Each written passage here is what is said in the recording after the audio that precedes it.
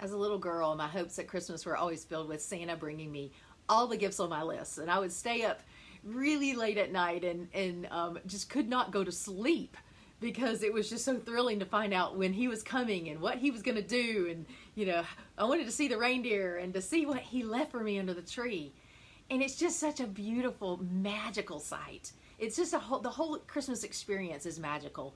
And it is still exciting even as an adult. Yet how we now know that those gifts under the tree don't bring us true joy, and they don't heal our hurting hearts, and they don't produce the deep inner peace and the true fulfillment that we yearn for most. They don't, and they just can't. But God can. As adults, our focus switches from the wrapped gifts under the tree to the real life gifts that we are hoping for, that we're anticipating, that we want on a daily basis. Some are desires and hopes and dreams, and others we feel desperate for. The hopes, the desires, and the dreams of our hearts are the gifts that can't be purchased from a store or brought by Santa on Christmas Eve. Wouldn't it be nice if it were just that easy? The good news is, though, that God hears our heart's deepest desires, and He can not only handle them all, but He wants to fulfill every single one of them.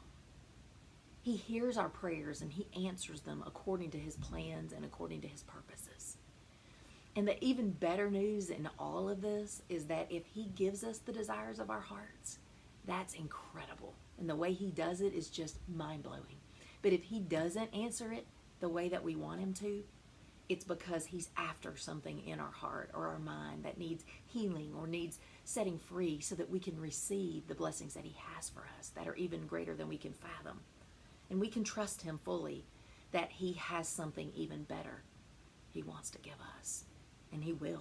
He'll honor that. I haven't made a grown-up Christmas list for several years, but I felt in my heart this year that it's time that I do so.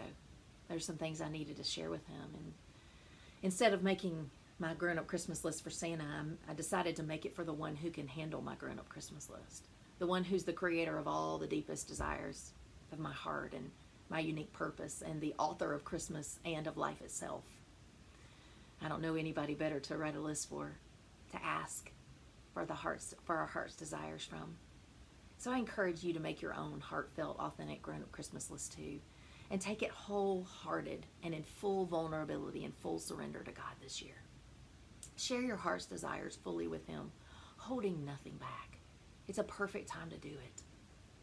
We have not because we ask not, right?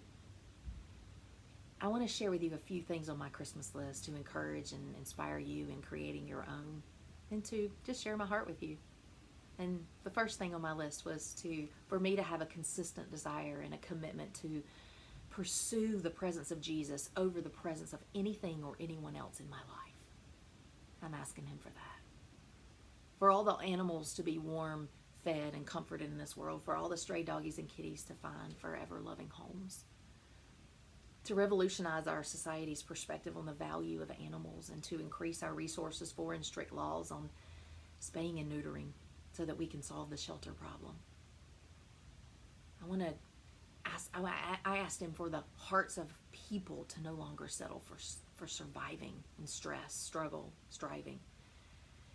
And that they have the courage to answer the call of their own hearts to seek wholeness and freedom and maturity in body, mind, and spirit.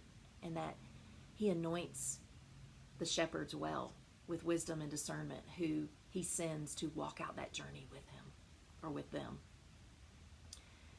I ask for our nation to be unified under God like never before, and that our eyes be opened and our hearts be awakened to the schemes of the enemy in our world, and that we learn our power and our authority over evil and how to exercise that on a daily basis so that we can live the reality of the life of freedom, victory, and abundance that we were created for, instead of staying in the struggle and the striving and the surviving.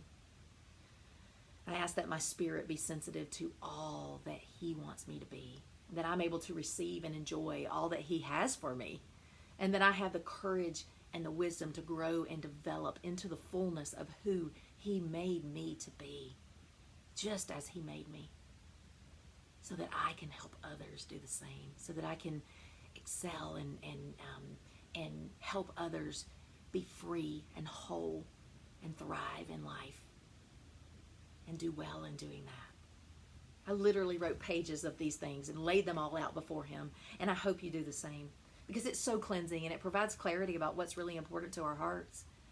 It's an incredibly powerful offering, and his revelatory wisdom and supernatural faith and hope will infuse you as a result if you do it. Because nothing's too big for him, and nothing's too small for him, and nothing is impossible for him. And his whole perfect love is unfailing. His word and his promises don't return void. So spill your heart, my friend.